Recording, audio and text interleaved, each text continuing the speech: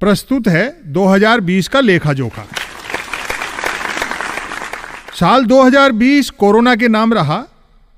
Virus लाए हवाई यात्री जिसे भुगता पदयात्रियों ने। अक्सर सुनने में आया कि जिसके कोरोना निकला वह मरा नहीं और जो मरा उसके कोरोना निकला।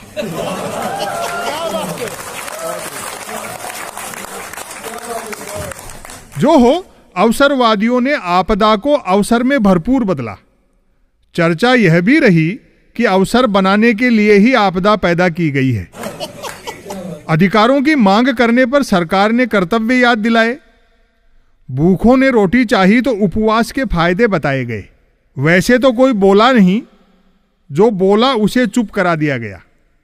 अच्छे दिन वाले सदमे से उबरे भी नहीं थे कि मोदी जी ने आत्मनिर्भर दे मारा।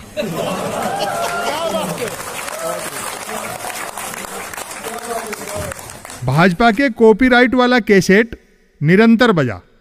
डीजल पेट्रोल हमारे हाथ में नहीं है, रुपया अंतर्राष्ट्रीय कारणों से गिर रहा है। महंगाई बेरोजगारी के लिए कांग्रेस जिम्मेदार है, बाकी सारी समस्याएं नेहरू छोड़ गए। फिर भी कोई दिक्कत हो तो पाकिस्तान चले जाओ। आईटी, ई कॉमर्स और फार्मा कंपनियों ने कमाया, बाकी सबने गंवाया। नई कहावत बनी, सरकार मेहरबान तो जियो पहलवान। परंपरागत बाजार का यह हाल रहा कि सांसदों विधायकों के अलावा हर सामान का लेन देन ठप रहा। तथाकथित आईटी सेल ने जलती तीलियां मिशन भाव से फेंकी, जिनसे यहां वहां खूब आग लगी। अधिकांश मीडिया ने आग बुझाने का काम केरोसिन डाल डाल कर किया। भाषण एकता पर दिए गए और करतूतें बांटने वाली की गईं।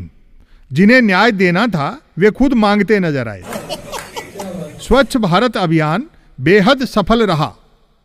गंदगी कम और जेबें ज्यादा साफ हुई।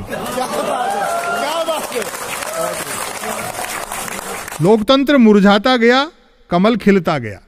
छोटे बड़े चुनाव लगातार हुए। जीता कोई भी, सरकार भाजपा की ही बनी। जहां चुनाव से नहीं बनी वहां उपचुनाव से बनी। जब जब लोगों ने काम की बात सुननी चाहिए, तब तब मन की बात की गई, जिसे सुनकर भोले लोगों को गुस्सा आया और भले लोग हंसने लगे। प्रधानमंत्री ने साल भर उन विषयों के बारे में विस्तार से समझाया जिन्हें वे खुद नहीं समझते।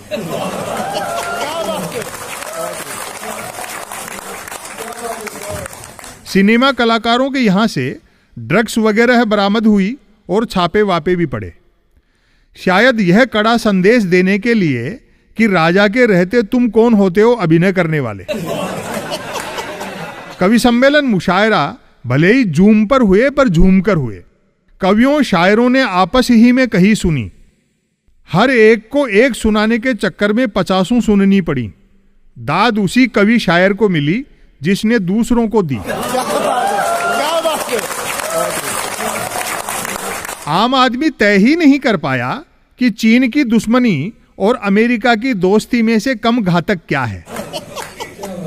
कृषि कानून हो या अन्य फैसले, साफ दिखा कि तमाम फैसले प्रधान सेवक ने 2 पूंजीपतियों के दबाव में अकेले लिए हैं। विरोध हुआ तो बचाव में मंत्री और प्रवक्ता कूदे। यह अलग बात है कि बेचारे बचाव कम कर पाए और कूदे ज्यादा। विद्यार्थियों की जैसी पढ़ाई हुई और जैसी डिग्रियां उन्हें मिली, खुशी की बात है कि भविष्य में देश को न सिर्फ अच्छे मंत्री मिलेंगे बल्कि बहुत अच्छे प्रधानमंत्री भी मिलेंगे।